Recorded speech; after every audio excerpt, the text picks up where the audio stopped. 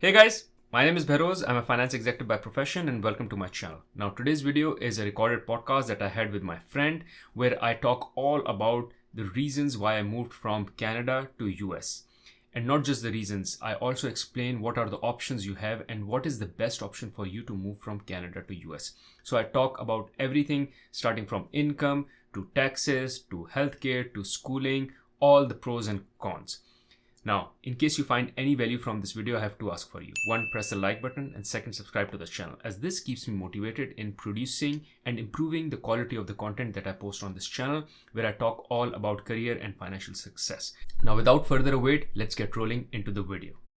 Today I invited my friend. Actually, he's my one of my friend's friend, Matt Barrows, and we have talked each other. We have some shared common interest, and because there are so many things happening in Canada, a lot of people are considering moving out of Canada, and Barrows has actually taken this journey. So I thought maybe it's good to invite him and then learn from his experience in terms of what are the pros and cons and challenges and options to consider moving out of Canada, and maybe consider US as a location where you can move, work, live there, and perhaps retire at some point as well.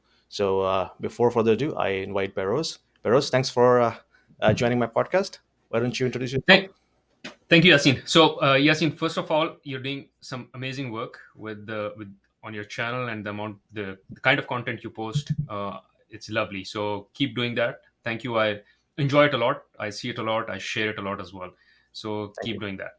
Now, with regards to my intro, so I'm originally from South Asia, Pakistan. Studied there. I started working with Procter and Gamble in Pakistan. 5 years in Pakistan, and then I moved to Middle East. So 7 years in Dubai, and then we decided to move to Canada.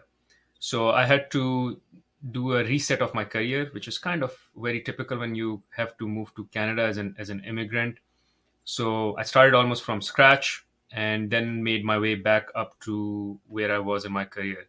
So we lived in Canada for around 5 years, and then we decided to move to US. So it's been almost 2 years, slightly shy of a few months, that we moved to US. So I am in Massachusetts now, and both me and my wife work for a company called Lego. Probably most of you know that. It's a toy company, and yeah. So that's quick intro on me. Well, I think it's quick to summarize, but I think it's a long journey for sure, right? So, the if you have taken multiple immigrations, from Pakistan to Middle East, to Middle East to Canada, and now Canada, from Canada to US. So they're like four different locations, right? So it's a lifetime, if you think about that. But yeah, definitely there must be some interesting stories that you would like to share, and we also like to learn from you. So folks, we're gonna cover three major points here. So the first one is, we understand, okay, what are the pros and cons in terms of taking this move, because it's a big move, right? So when you move to Canada, you bring your capital, you bring your family, you build your house, you grow your kids. At some point, if you decide to not to live there anymore, it's a big decision, and there's a lot of things at stake, right? Finances, your job, your career, and then of course when your kids are growing up here, so they have their friends.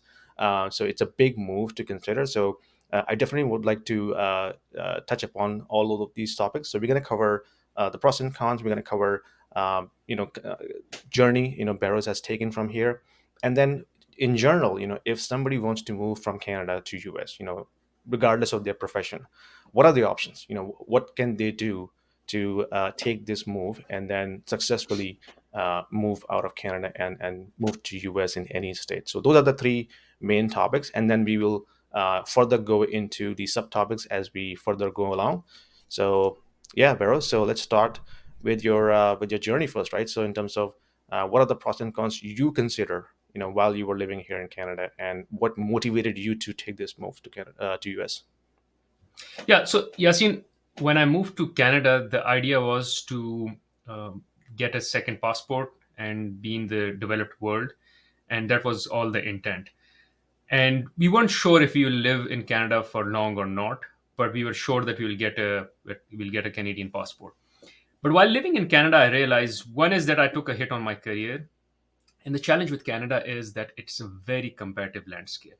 Like there are so many skilled laborers who are coming in Canada, while the opportunities are not at par with the kind of or the quantity of the talent that exists in Canada. So I realized that for me, if I continue to work in Canada, I will not be able to reach the career ladder that I was rising. And I'm a pretty ambitious guy. At least I am till now. And I wanted to have that career growth. And I realized it's very difficult to get it in Canada. It was very easy, and by easy, I don't mean that it wasn't that me I wasn't working hard. It's more that there are more opportunities available. So there were a lot of opportunities available in Middle East. Middle East was growing back then. Coming to Canada, it all stalled. So I always knew that for me to grow in my career, I cannot just stay in Canada. So that was one primary reason. Second was, again, when I was in Middle East, I was earning good income, very good income, and it was all tax free. So the amount of wealth that I could generate living in Dubai was at a very different level versus what was in Canada. Now there are positives of Canada as well, and that was the reason I moved to Canada, and I'll hit on those as well. However, from financial point of view, I realized that I will not be able to reach financial freedom while living in Canada, or if I stay in Canada for very long. So I have to move out. So career is important, which was more for me to develop, me to grow, and some ego as well, because back then in Middle East I had a good career and I was rising the corporate ladder as well. Mhm. And the second piece was financial as well. That financially I won't be able to retire early. I won't be able to generate the wealth. And the third thing was around kids and kids education and schooling. So um, let me quickly talk about the maybe the money piece, if that's where we want to go first, and then I'll hit on the Sure. career and the schooling piece as well. On money, and I made a video on my channel as well on this, where I compared the kind of incomes you can make if you are in a 9 to 5 job between US and Canada. Big picture, the salary that you see, if you go online now on LinkedIn or on any Upper. website that provides you the salary ranges Yeah. for any job, let's say it's a finance manager job, you will find that, let's say, Canada is paying you 100,000 Canadian dollars. For the same job in US, you will make 100,000 but US dollars, which is 30% uh, on More. appreciated or Yeah. better or higher value versus Canada. So you get a 30% benefit there and then just because of the salary Right away. Yeah. right away. Mhm. Second piece that is the cost. So this is the income you'll get more. Another element on the income is, before moving to the cost, is tax. So the taxation is lower. Like versus Canada, it depends on which state you are in. But for me, the tax is lower by around 5 to 10%. So that's another benefit. So 30% benefit in the income, another 5 to 10% benefit you get in the tax.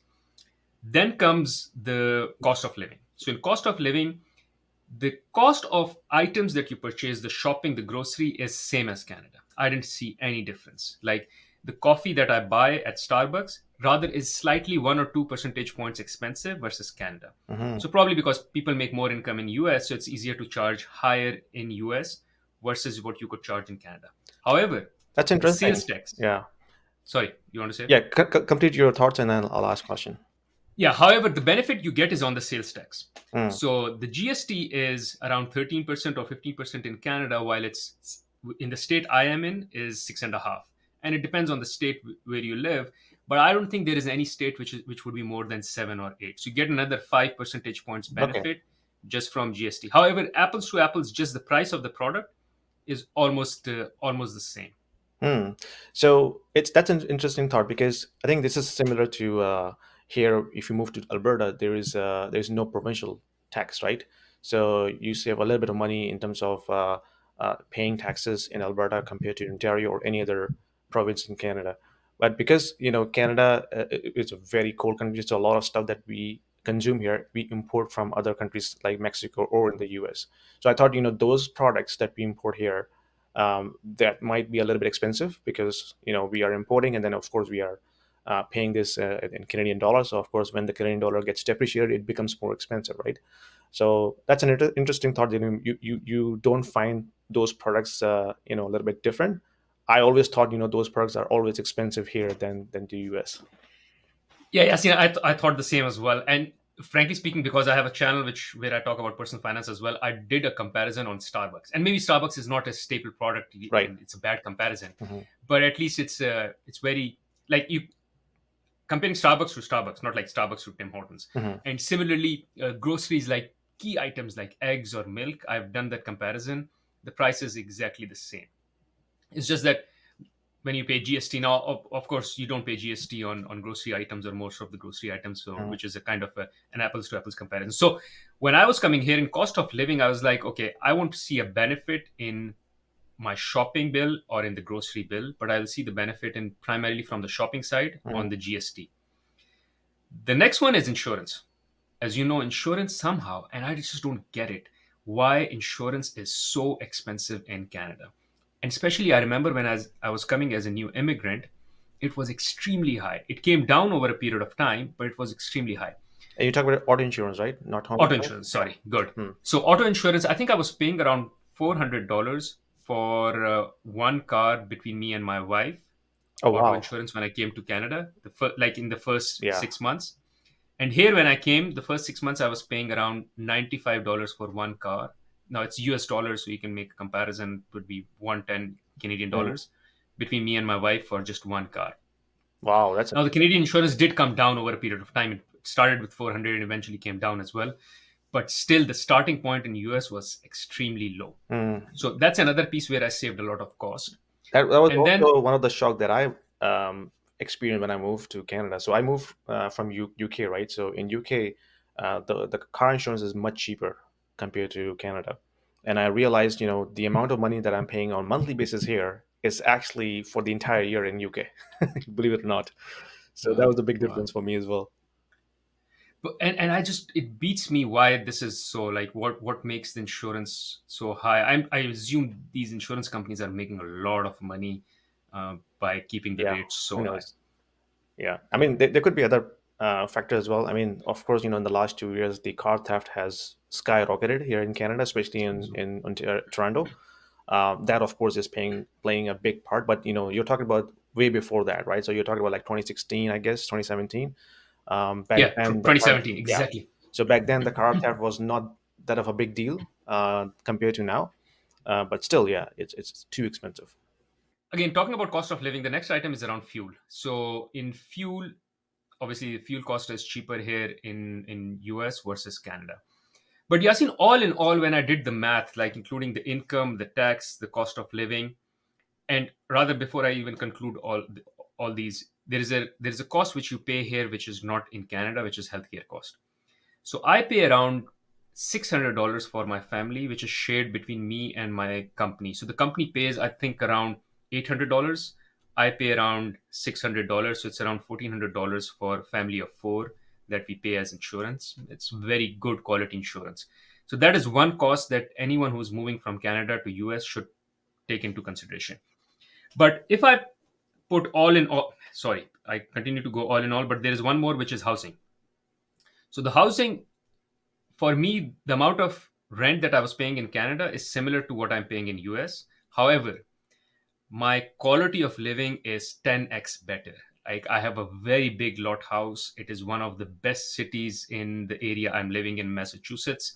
So I would say easily you can choose to maintain the same cost that you're paying in Canada, but you will get the quality of life in terms of housing will increase tenfold. Or you can maintain the same quality of life and decrease your housing expense significantly. Now, the state I'm living in is still expensive in terms of housing compared to states like Texas or the ones that are more Midwest or South. So it's still expensive relative to US, and but not as expensive as Canada. With that said, the West Coast is even more expensive. So if I have to rank, it would be West Coast is very expensive in US, East would be second, and then South and Midwest are the cheapest in terms of housing. So for me, moving to Massachusetts, call it East Coast, if I add all of this together, like housing, fuel, insurance, sales tax, medical, everything, income, I come to a point where I can easily say that if you're moving from Canada to US, you can expect a 30% increase in your income. Like if you're earning $100,000 overall. Like this is with cost of living and help from cost of living and the medical all adjusted. Because what happens is whatever you save on the cost of living, you pay in the health insurance, healthcare. Yeah. So that kind of washes out. So net, what you're left with is lower tax, higher income, which is around 30 to 35% more. 30%, as I said, is just apples to apples comparison because you get the same salary in here in US dollars, there in Canada, the same absolute number, plus you save another 5% tax. So I would say easily you can expect 30 to 35% increase if you come at the same role. And by the way, I came at the same role. I I got that role back when I was in Canada. I was head of e-commerce finance for Lego Group, and on the same role, I came to US. So it was an apples to apples comparison for me, which was very easy for me to say So they kept 30 your to salary same 35% as you increase. were in Canada, but they converted into US dollars, right? Ex- Exactly. So they gave me the salary which was at par for the level that I'm here, which Mhm. is kind of the similar in US dollars in the same amount in Canada. Okay. And I did a comparison as well when I got went on Indeed.com and I saw other salaries as well. Like if you put finance manager, marketing manager, and all, you'll find more or less it is the same absolute Same number. here. But again, USD has a higher power by 30%. Okay. Going back to the healthcare, I think there was another thing, and correct me if I'm wrong. So so you pay on monthly basis towards your medical insurance, but let's say when you go to see the doctor or specialist, you also have to pay some percentage of the doctor fee at the time of visit. Is that correct? Yes, so I pay $25 every time I have to visit a doctor or I go for emergency. Okay. So, and that I also included in the numbers I shared with you. That's also included. That's why I say everything you save from the GST, the fuel, the insurance, it gets washed out with the health. So you Okay. should not expect that your spending would change. It's Mhm. just your income goes up and taxes go down. Right. Okay. That's a good way to look at it. Okay. And I think this also depends upon state to state, right? So let's say um, if I move to Texas, then of course maybe I'll be able to save more compared to if I move to Massachusetts, for example.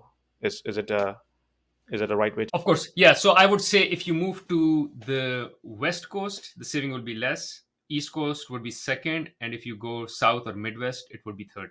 Now, the Midwest challenge would be finding jobs because the economy is in the East Coast and West Coast, and probably some in South as well. So Texas, yes, but then it depends on what kind of field you are in. So, for instance, the field that I am in is corporate finance for CPGs, and there are more CPGs which are in Chicago area, East Coast, and West Coast. There aren't any in the South. So for me, it's difficult to go there. And I would say, whenever you have to make a choice between where you want to move, whether it's a state, whether it's a country, I think there are two primary reasons people should consider. People think about all the things like weather, all this. Those are important, but they are minor things. The two important things are finances, so economics, where you can find a job and where you can make good money. And second is social circle, because there are opportunities that I do get in the Midwest, but I know if I go there, I know no one there. Like I don't have a social circle. It would be very difficult for me to find or make new friends there. While it's much easier for me to do it in the East Coast, and I know I can do it in the West Coast as well. So for me, it's whenever I look for a job, I look for the big cities like Chicago, East Coast, or even in Texas, it would be the big cities that I would be looking for. So keep in consideration economics and the social part, because at the end of the day, everything boils down to this. And I think there is another factor that I would also consider if I wanted to make a move, and I think most of the Canadians right now would consider as well, is the deteriorating condition of Canada's economy. And like when I moved to Canada in 2016, it was a much better country. And in the last 2 years, I'm literally seeing the economic conditions in Canada are literally going really, really down. Like the graph is completely going down when you look at the GDP per capita, and when you look at the government, they're running huge fiscal deficits, which is going to contribute towards more depreciation of Canadian dollar against USD, and that will always have downward pressure on our finances, our spending. Of course, the inflation will continue to stay higher. So I think if I look, from a future horizon perspective, that will be one of my bigger concern. That if I see my purchasing power is keep going down because the government, incompetent policies, then of course I would be very concerned about my future, especially for my kids. So that would, I think, a lot of my followers would consider by looking at the financial condition, economic condition in Canada, and of course, US is also going down the same route, but of course, US dollar is still the king in terms of the currency in the forex world. So they would always have that edge compared to other currencies. So I think that would be one of the major decision factor for me, like if I would like to consider move. Yeah. So Yasin, let me be very blunt then, which is when I say economics, this is what I mean by economics or the finances. So there's social circle and there is economics, and this is exactly what I meant by that. When I was making a decision between where to move after Middle East, so which country to move, UK, Australia, and Canada, the one reason, this is how I advise people as well, which is again, look at economics and social circle. And in economics, I tell them if you have to make a choice between Australia, UK, and Canada, make a choice for Canada, because for me, Canada was not the Canada choice, it was the North America choice. Because I knew if I can move to Canada, I can eventually tap into the North American economy and the US economy, which is the world's biggest economy and has a lot of opportunities. And that's exactly how I played out for myself as well. So I moved to Canada, I got my nationality, and I realized this is not the place that I would want to live for long. Now, I may want to retire back in Canada at some point in time just because I have a bigger social circle there. But it depends. If I live here for another 10 years, maybe I make enough friends here that I continue to say, maybe I end up living here. But for now, if you ask me, probably I'll retire back in Canada just because I have social circle there. But economic wise, it was also always my path was to move to US, because in Canada I knew I won't be able to make my career, won't be able to make the income that I want to make. Finding job in Canada is so hard. In US, and I can say openly in this podcast as well, although I'm working with the company now, but I'm looking for a job. And the reason I'm looking is because our company has made a choice. They're moving to their offices, and I don't want to move with them. So I've told the company that I'm looking out, and they've given me some time to look out. So I'm looking out for a job, and there are so many opportunities. Like every week, I get contacted by a recruiter because I've said on my LinkedIn that I'm available for work, and this is despite a lot of firing that is going on in the tech sector, by the way. And they're very good paying jobs, so much so that I'm realizing that the amount of money even that I'm making today, I can make even better money than what the company is paying me, just because the amount of opportunities that are available here in US in terms of jobs. So income wise, US is the place. I would have never made the amount of income that I'm making here in US today, and the opportunity that exists once I change my job. That's for sure. That's true because especially that condition is even went worse in the last 2 years when the immigration level has gone up significantly, and now we have much larger or bigger pool of resources available for jobs compared to the opportunities. So that delta between the amount of people are looking for job versus the amount of jobs available has gone much bigger. So I think that challenge is going to remain, for quite some time until the immigration levels are, are under control, or the opportunities are created by the businesses, which is of course not easy in these economic conditions. Yeah, and Yasin, the issue is also it's not bad talent; it's good talent. So it's very competitive to get a job in Canada. So it's not like I'm the best, I'm very good at what I do, and I'll find a job. No, there are so many good, best people out there in Canada just because how the immigration system works. It's just that the quantity of those people are so much and the opportunity is so less. I was listening to this clip from Kevin O'Leary, and he was saying that. Uh, Even the students who come here in US, like study from Harvard or the best of the universities, they they have to go back because, for instance, he was referring to Indian students, and they have to go back, and they prefer not going back, and they rather move to Canada. And then when they come to Canada, it becomes more competitive for everyone in Canada to get jobs, because it's not just you are overloading the amount of population, but you're also overloading the skill, which may be good in long term, but in short term, it's very damaging for people like me, you, who who just find one job and a very competitive landscape to get their job. Yeah, I think it's a double-edged sword because at on one hand you get the best talent available in the market, but and on the other hand it actually creates more competitive environment for others. So the other people who are still in the market they have to either upskill themselves or they will be left out, because the talent is coming in is much more skilled or talented compared to the wider amount of labor market available. Yeah, my frustration is not with the skill or the talent. My frustration is with the opportunities. Like Yeah. if you are bringing in 100 people who are extremely talented, then there should be 110 opportunities. But if there are 10 opportunities for 100 talented people, Mm. then I'm moving out Yeah. because I will go where I can find 100 opportunities. Yeah. And I'm telling you, I'm picking and choosing now where to go, which job to get, and because it's in Canada, I would be dying to get a job. Like I would be begging to get a job, and once I'm in, I would be like, I will do mop the floors, anything. Just don't let me go Yeah. because I know it would be very difficult for me to find a job outside. Here in US, I think even this quiet quitting phenomena is not a Canadian phenomenon. It was more of a It's US more phenomena US. because Yeah. people realize that they can easily quit and find better jobs. Anyways, yeah. Yeah. Oh, I agree. I agree. So you talked about the healthcare. We understand there is a big difference in terms of paying for the healthcare service from your own pocket or from your insurance. But what about the quality of service? Like in Canada, if you have to go to emergency, you have to consider that you have to wait until like 10 hours or maybe 12 hours in the emergency before you can see the doctor. So tell us, what is the difference in terms of getting that quality of level of service in US? Yeah. So, Yasin, let me talk about the good stuff of Canada first. I think the secondary care in Canada is amazing. I have not experienced it personally, but I know close family members who've experienced secondary care, and it is amazing. Like the care you get, and it was my brother, he went through a surgery. It was just phenomenal. The care and the service and everything. But that's that. That's it.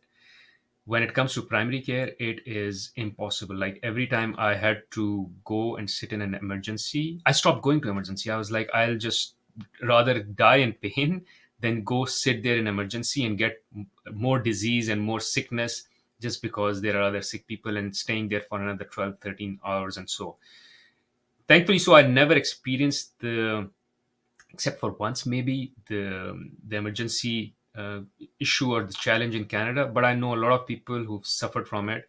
There was one example I remember. There was a child who had some kind of a concussion, and when the parents took the child to the emergency care, it took them 12 hours to service the child.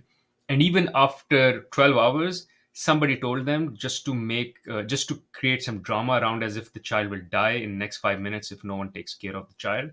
And they had to act it out for them to get the service. Otherwise, it would have taken them even longer.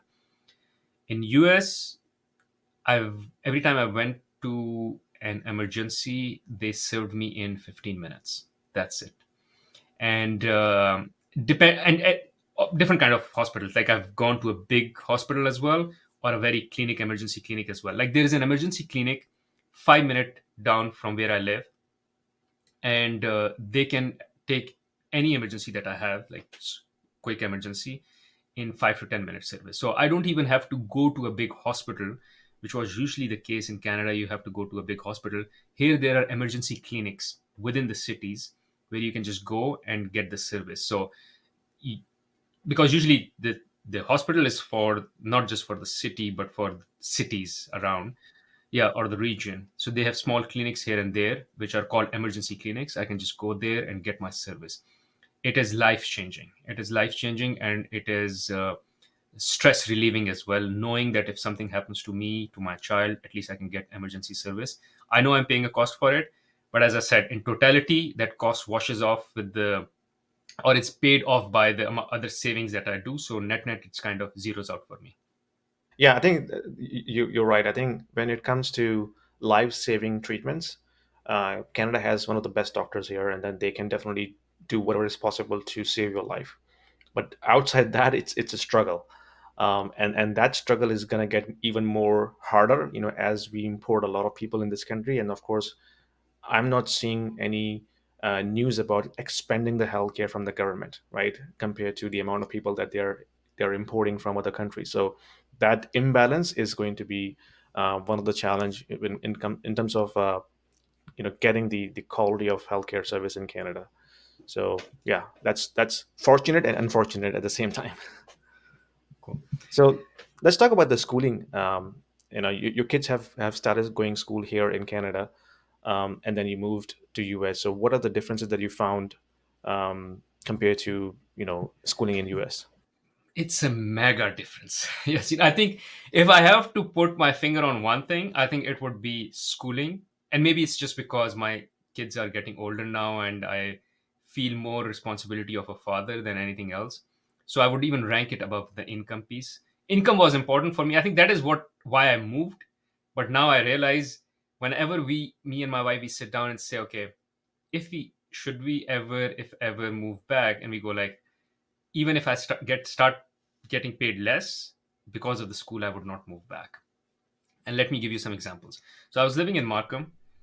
It's predominantly Asian area, and usually, where there are more Asians, the school rankings are higher.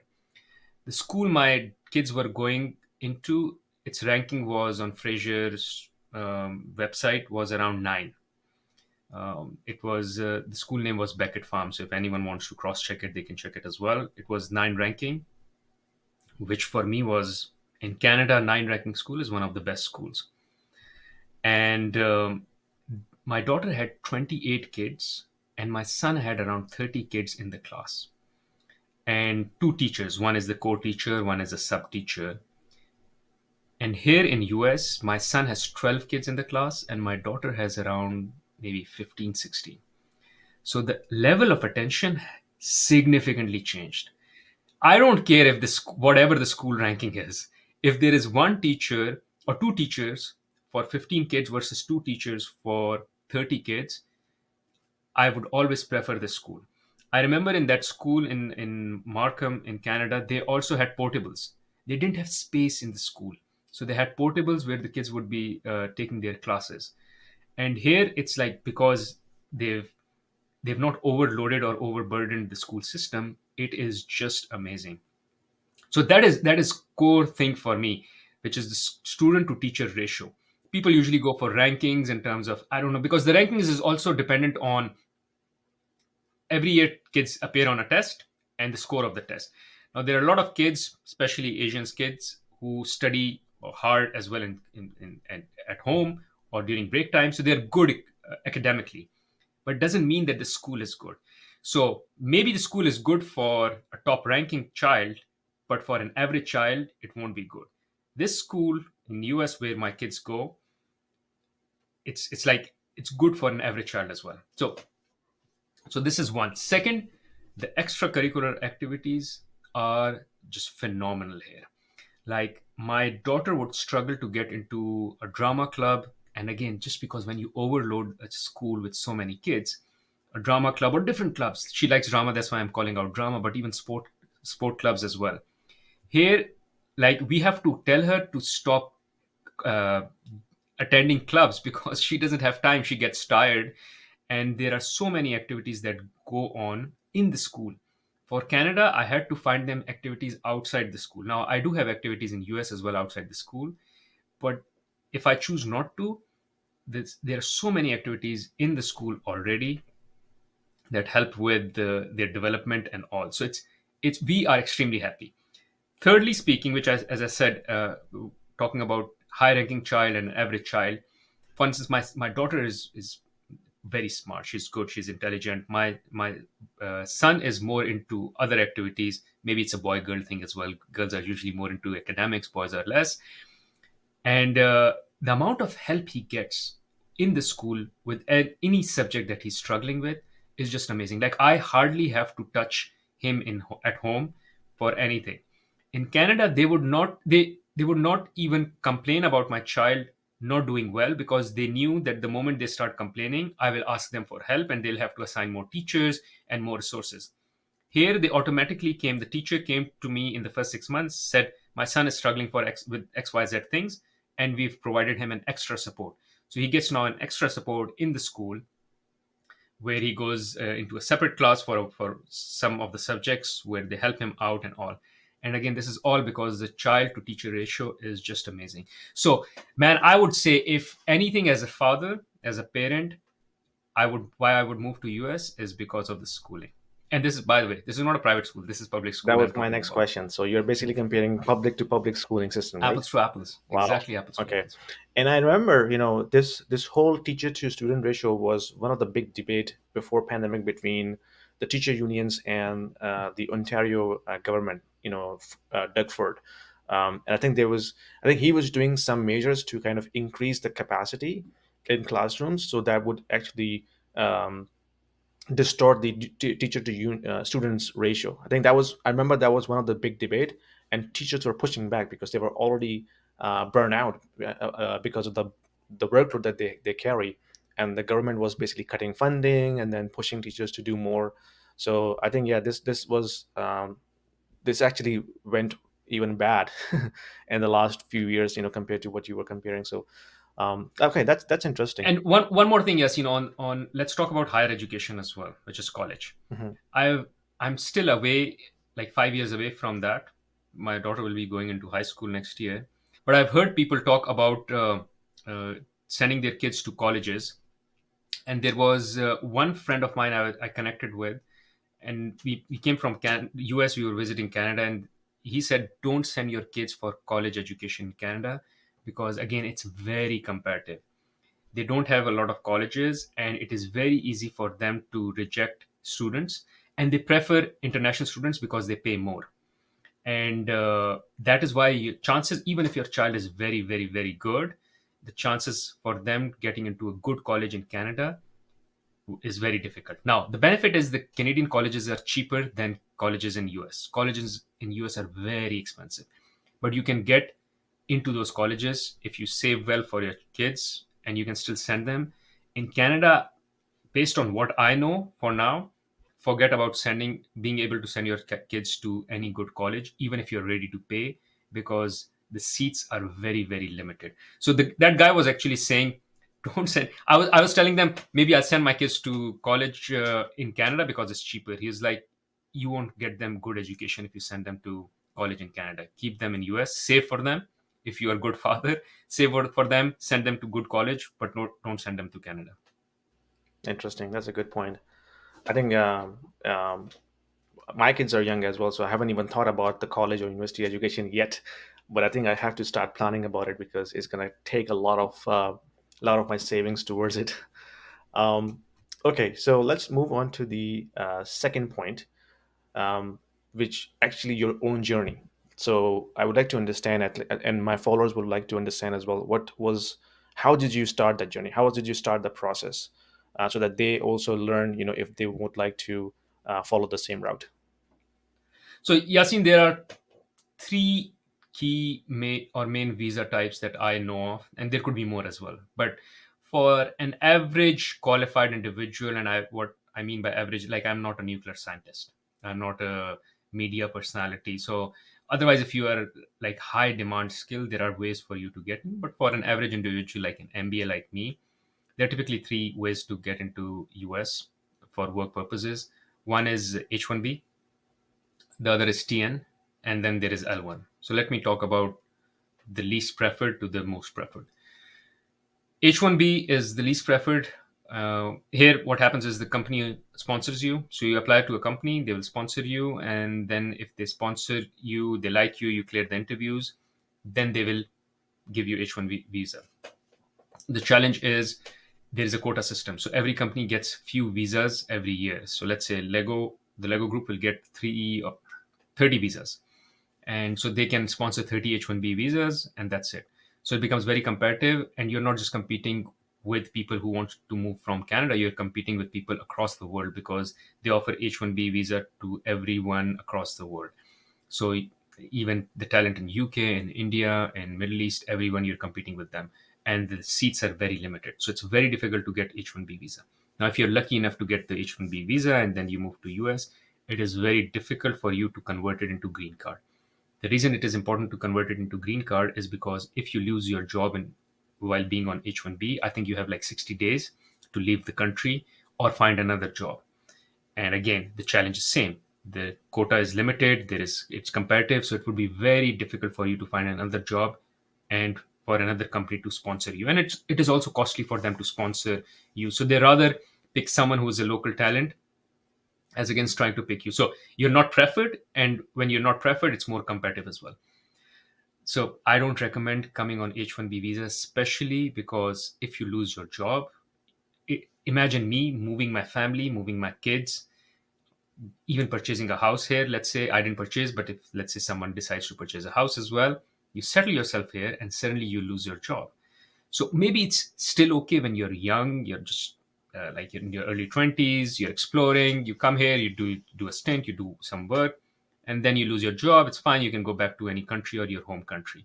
But for me, going back is not an option. My wife also has a job here, I have a job here as well, and all. The second visa is so H1B. I don't recommend, especially if you have a family. Second visa is TN visa. This is, I think, for Canadians and Mexico as well. This is also sponsored through the company. Like the company will sponsor your TN visa. However, there are no quota systems, so there is no quota. It is very easy for them to sponsor you on TN visa. There is a North American treaty that they have between Canada, US, and Mexico, so it's easy to get that visa. However, again, the challenge is if you lose your job, then there is another company that has to sponsor you. The good news is it is easy for the other company to sponsor you because there are no quotas. However, you still need to get sponsored, otherwise you'll have to leave US because you can't live in US on TN visa or till the time TN visa expires or whatever the number of limited days are for Yeah. TN visa. I I'm think not an expert on TN visa. yeah, Sorry. I think the amount of years you can spend on TN visas, I think 3 years, right? If I'm not mistaken. Yes. Yeah. Yes. So you have to renew it as well. Yeah. There's a limitation from that angle. Now, the best one, which I came in and I was lucky, is L1. The beauty about L1 is, and I highly recommend anyone who wants to move to US, look for an L1 visa. The beauty about L1 is that it is a dual intent visa. What it means is that if you come on L1, you're already telling the US government that you will apply for green card ASAP. And whatever documentations you've given for L1 already, they kind of suffice as background check or background for your green card. So once you come on L1, you've already told them you will be applying for green card, and getting a green card is a breeze. So I landed here July 1st on L1. I applied for green card. I started the process. It took me some time, documentation and all. It took me like 3 months with the lawyer. The lawyer was a bit slow as well. And I applied for my green card in October, and I got it in August of next year. So around 11 months. It is that quick. Talking about H1B, now when you are on H1B, you can still apply for green card, but it takes years and years. And especially if you are an Indian, it's more challenging, or if you're Chinese, because it is based on quota. So every nation has a quota as well. And if you are an Indian, there are, given just the sheer size of Indian population, there are more people who have applied for green card or conversion of green card from H1B to green card, and hence there are limited seats. So you don't get any of that challenge in L1. So I got my green card in 11 months. Now, the requirement for L1 is that you should be transferred through your company. So I was transferred through the Lego Group. Lego Group working in Canada, they transferred me to US. You should be working in a company for a year before they can move you on an L1 visa. And my L1 visa, I got it on the airport. So I took a flight. I gave my papers, documents to the person in charge there in the immigration. It took them 30 minutes to assess my documents, and they gave me the visa there and then. I got L1 visa, and I moved to US. So the only challenge is you'll have to work, or you have to find a company which also has an office in Canada, also has an office in US, and they are willing to move you. If that's the case, always go on an L1 visa and try to move with your company as against trying to find job. So for instance, if my intent was to move to US, I rather tell the Lego Group, I want to stay with you, move me, and then move here and then leave them, versus leaving them and then trying to move here. So that's kind of one recommendation I have, which is if you have an option of L1 visa, just come on L1 visa. Don't bother any other option. Right. Right. So even if somebody um, is able to get TN visa, which of course any Canadian national can do that, right? So you always recommend to choose L1 over TN. Yes, because you can convert L1 into green card. TN visa doesn't convert into green card. So if you come in on TN visa and then you apply for green card, let me take a step back. So why is green card important? The green card is important because if the Lego Group fires me today on L1 visa, I'm back to Canada. So for these 11 months, or maybe if you take those months where I was applying for the visa as well, 13, 14 months, I was slightly stressed. Like my career is going well, but things can change any day, right? So if I lose my job, then all this good school, the good healthcare, the good life goes away, and I'm back into Canada, where economy is not doing well, and all the bad things we've talked about Canada. So for me, it was very important to get the green card. With H1B or TN, the green card time is as if you are applying for green card sitting in Canada. So as if you never had TN. So it's me like sitting in Canada and saying I want to apply for a green card in US. So it is kind of a process from scratch. As I said, L1 is called dual intent visa, which is once you get the visa, the intention is that you will stay in US. But TN they don't prefer, they don't want you to stay in US. It's not a dual intent, it's a single intent visa, which is you come here, you work, and you get out. If you don't get out and you apply for green card, then they take you through the same rigorous process. Yeah, that answers all the questions related to our section number three, which I wanted to understand the different types of visas and which one is preferred and what are the benefits. So, yeah, I think if and I think this is applicable on any profession, right? It doesn't differentiate whether you're an engineer or a doctor or economic or financial professional. So it applies to pretty much all the professions, right? Yes, yes. Again, Yasin, the idea is route to green card. Hmm. It has to be green card. Like whatever visa you get, it has to be a route to green card. So get whatever visa, which is again L1 is the easiest route to green card. That's good. It's good to know. All right, so I think this is very informative, Barros. Thanks for sharing your knowledge and experience and the journey that you have taken. I hope that the things will get even better for you in the US. Thank you, Yasin. Thank you for watching this video. Hopefully this video was helpful for you to now have a good understanding as to what are the benefits, pros and cons with regards to moving from Canada to US. In case you found this video valuable, I'm sure you'll find another video valuable on my channel where I talk about my personal finance journey. You can check it out here. Other than that, there is another video where I talk about what are the best stock investment returns for you. You can check it out here. Thank you.